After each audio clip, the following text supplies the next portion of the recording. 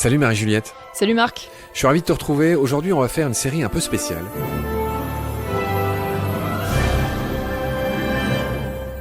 On va parler du monde animal dans Walt Disney, parce que c'est une de tes grandes passions.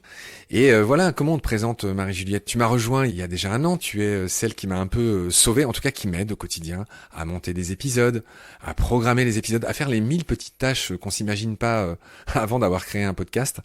On va peut-être juste te présenter en 2 mots, Marie-Juliette. Tu as quel âge? Alors j'ai 24 ans. Et tu fais quoi? Tu viens d'où? Alors je suis originaire de Brest. J'ai un master en comportement animal et j'ai un peu dévié. J'ai aussi fait quelques années en licence d'art.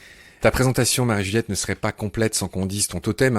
Les habitués de Baleine sous Gravillon savent que dans l'équipe, on a tous un totem. Moi, je rappelle au passage que le mien est mi-prestigieux, mi-infamant, puisque je suis le Condor. En un seul mot, bien sûr. En un seul mot, t'as bien écouté les séries, les épisodes. Et toi, tu es quoi? Moi, je suis le zèbre de Grévy. Le zèbre, c'est un animal qui est assez symbolique parce qu'il est censé représenter des personnes un peu atypiques, un peu trop émotives ou un peu trop bonnes en calcul mais pas trop à l'aise socialement, ce genre de petites choses. Il y a 3 espèces de zèbres, Marie-Juliette, je le rappelle pour les passionnés du vivant. Le plus connu et le plus répandu, c'est le zèbre des plaines, qu'on appelle aussi le zèbre de Burchell. Burchell étant un zoologiste allemand, si je dis pas de bêtises. Lui, c'est celui qui a le moins de rayures. Il a 25 rayures, à peu près, énorme. Il y a le zèbre des montagnes, qui est un peu plus rare, avec une 40aine de rayures, qui ressemble beaucoup aux zèbres mis à part le nombre de rayures, qui ressemble beaucoup aux zèbres de Burchell, mais il est un peu plus rare. Et le plus rare de tous, alors pour le coup, il a de bien plus longues oreilles, et il a autour de 80 rayures qui sont très fines, ouais. Et c'est notre fameux zèbre de Grévy, qui est dans mon bouquin sur les origines des noms du vivant, puisqu'il porte le nom de Jules Grévy, qui était un président français de la Troisième République, et à qui on a fait honneur en lui attribuant ce nom d'espèce. Bref, chère Marie-Juliette, aujourd'hui on va faire une série un peu spéciale, et je te propose qu'on commence par, ne serait-ce que présenter le monsieur. Ouais, tout à fait, ouais. Walt Disney, il est né quand? Alors Walt Disney, il est né au tout début du 20e, en 1901. Il est mort... en 1966. Jusque-là, tout va bien. Il a été viré au début de sa vie à 22 ans pour manque d'imagination. Il y a un journal du Mizoé qui l'a licencié parce qu'il manquait de créativité. Comme quoi... Apparemment. Voilà. Il a bien fait de le virer. Pour le situer vite fait, c'est vraiment un des personnages les plus connus du monde de tous les temps. Il a fondé la Walt Disney Company en 1923. Ouais, tout jeune, à 22 ans, ouais, c'est impressionnant en plus. Ouais. On va tout de suite dire que c'est l'artiste le plus récompensé en matière d'Oscar. Il en a eu combien? Il a eu 22 récompenses et il a été nominé 59 fois. Voilà, donc c'est l'artiste individuel qui a tout simplement remporté le plus d'Oscars au monde. C'est pour ça qu'on parle de lui aujourd'hui. And the winner is Toot Whistle Plunk and Boom, Walt Disney Productions.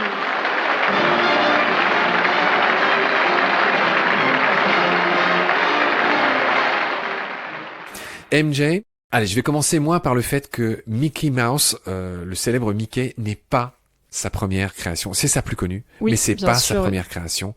La première création qui est restée dans les annales de Walt Disney, c'était un petit lapin qui s'appelait Oswald the Lucky Rabbit. Oswald le petit lapin dans les années 20. Ouais, et le lapin chanceux même si on traduit littéralement. Oswald le lapin chanceux dans les années 20, mais il a perdu les droits au profit d'Universal, oui, ce qui l'a poussé à inventer son propre personnage qui s'appelait Mickey Mouse en 1928. MJ, est-ce que tu as des infos complémentaires, des choses à ajouter sur ce personnage tellement connu, Mickey? Bah bien sûr, il y a beaucoup de choses à dire sur lui. Je me suis vraiment concentrée sur l'essentiel et surtout sur les débuts de ce personnage. Donc comme tu l'as dit, Marc, il a été créé en 1928 et il a un design, une apparence assez similaire à Oswald le petit lapin qu'on a évoqué tout à l'heure. Tout simplement parce qu'il a été dessiné par le même illustrateur qui s'appelait Hub Iwerks. Et donc c'est pour ça que Mickey a cette apparence toute noire avec cette tête un peu blanche et puis ses mains et ses pieds humains. On a déjà cette anthropomorphisation, c'est-à-dire cette apparence pseudo-humaine qu'on donne aux animaux qui fait un peu la force des Disney, qui explique aussi pourquoi on s'attache à ces animaux. D'ailleurs, Walt Disney avait dit quand les gens rient de Mickey Mouse, c'est parce qu'il est si humain. C'est là que réside le secret de sa popularité. Et ce que avait dit Disney aussi, c'est que il s'était inspiré de Charlie Chaplin, donc du célèbre acteur britannique, pour essayer de trouver une attitude, de trouver des gestes à Mickey. Donc ça reste un personnage de souris. Puis il s'appelle Mickey Mouse dans la version originale, mais on a quand même ce caractère humain. Et Marc, est-ce que tu sais d'où vient le nom de Mickey ? C'est drôle, tu me croiras pas, c'est exactement la question que j'allais te poser. Effectivement, pourquoi ce choix, pourquoi ce prénom, pourquoi pas Robert, Bob ou autre chose ? Alors, j'ai pas trouvé exactement le pourquoi du comment de Mickey, qui est un diminutif de Michael, tout simplement. Alors, au départ, Walt Disney voulait l'appeler Mortimer, mais sa femme trouvait que c'était pas hyper sexy, que ça allait pas trop plaire aux enfants, donc il a proposé un petit diminutif d'un nom assez courant, et parce qu'elle pensait que ça faisait plus vendeur, tout simplement.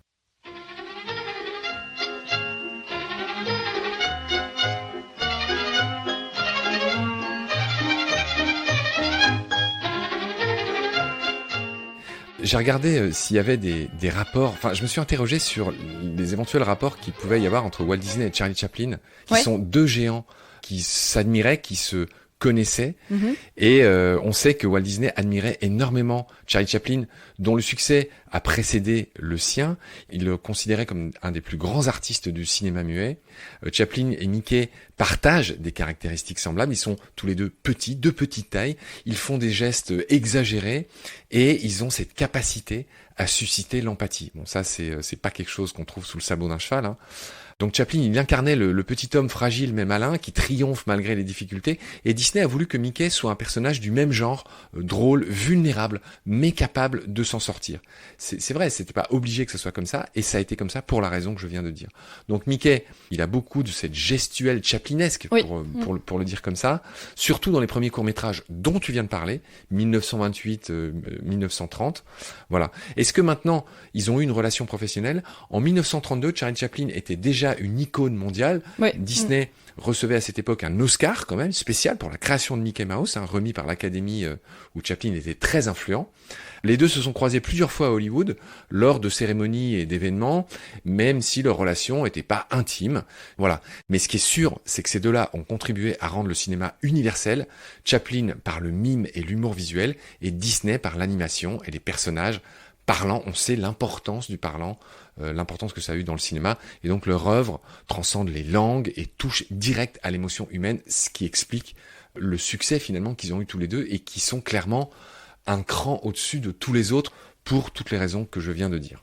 Oui, bien sûr, et puis ce qui est impressionnant, c'est un peu ce que tu sous-entendais, c'est que Chaplin et Disney, ça fait partie des très rares artistes qui sont passés du muet au parlant sans que leur succès ne décline. Généralement, les artistes stars du muet, comme par exemple Buster Keaton, étaient complètement dépassés par le parlant, parce que ça impliquait d'avoir une méthode de jeu d'acteurs qui soit complètement différente, justement avoir un jeu plus subtil, pas du tout exagéré, puisque pourquoi les artistes du muet comme Charlie Chaplin ont des gestes exagérés, c'est pour compenser l'absence de paroles, de dialogue évidemment, mais d'une certaine manière Walt Disney et Chaplin, ils ont réussi à transcender ça.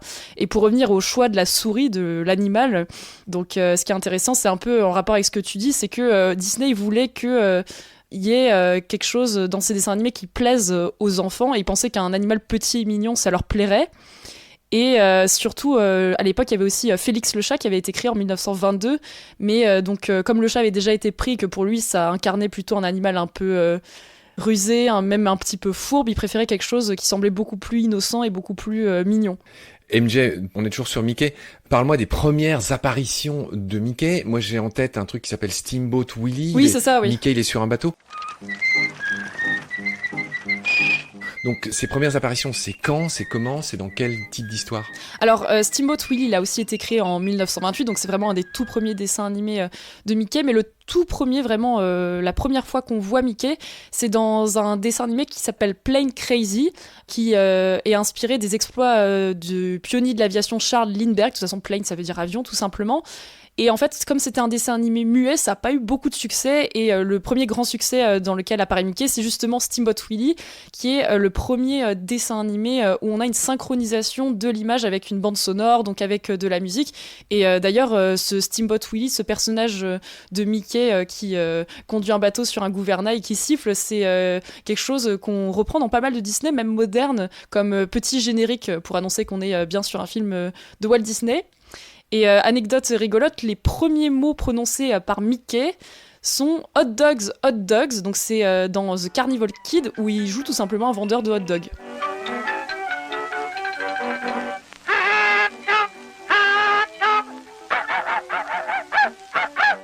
Allez, à mon tour de donner un fun fact sur Walt Disney. Walt Disney a été la toute première voix de Mickey. Oui, exactement. Les petits oh là là qu'on entend là de 1928 à 1947, eh ben c'était la voix de Walt Disney. Tant qu'on est sur les histoires de souris, je vais te faire un petit package. Il avait peur des souris, c'est drôle.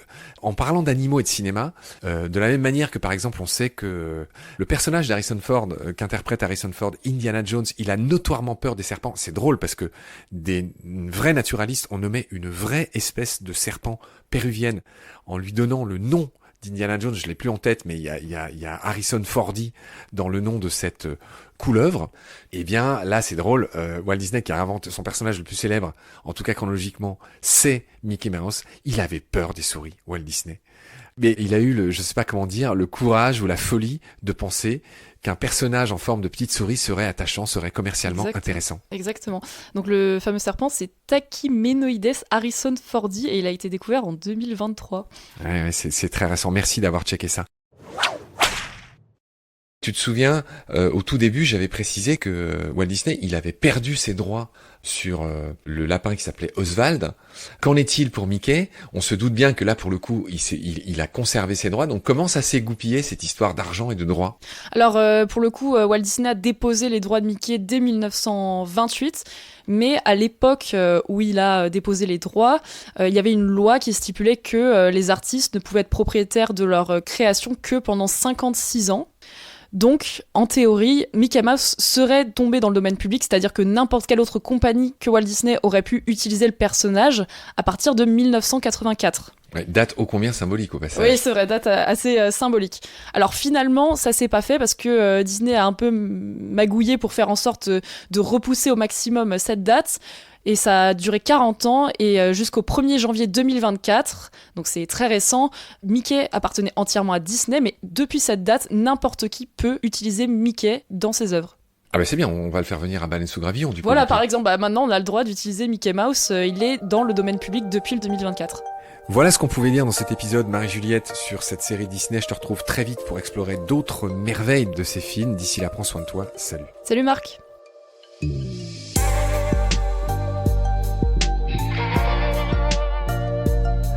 C'est la fin de cet épisode. Merci de nous avoir prêté tes oreilles. Pour continuer, nous avons besoin d'un petit coup de main.